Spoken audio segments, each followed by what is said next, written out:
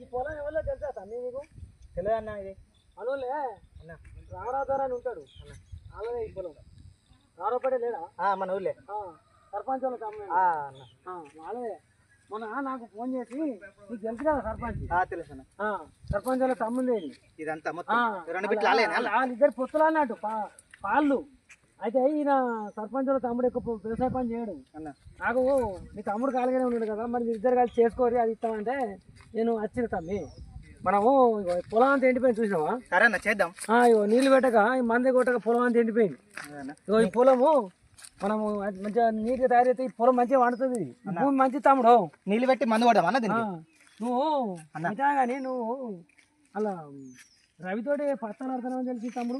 లేదన్న అట్టే తిరుగుతాం చిన్నప్పుడు ఫ్రెండ్ గా అన్న. చిన్నప్పుడు ఫ్రెండ్ అయితే నువ్వు చింత చెట్ల కింద కూర్చుని నువ్వు పత్తాలు ఆడతావా?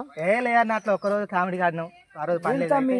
మనం గరీబ్ వాళ్ళము, మనం పని చేసుకొని బతకాలి. కానీ ఆయన అంటే దొర కొడుకు, వాళ్ళకు ఉన్నోళ్ళు వాళ్ళు తిని నడుతుంది. మనం తిరుగుతూ నడుతుందా తమ్మి? అవ్వ ముసళ్ళు అయింది దానికి మనం చేయకపోతే అది ఎట్లా చేస్తుంది? దొర దగ్గర పని చేస్తున్నాడు నాకు, అందుకే బాధ అనిపించి వచ్చిన వదిన తీసుకొచ్చిన.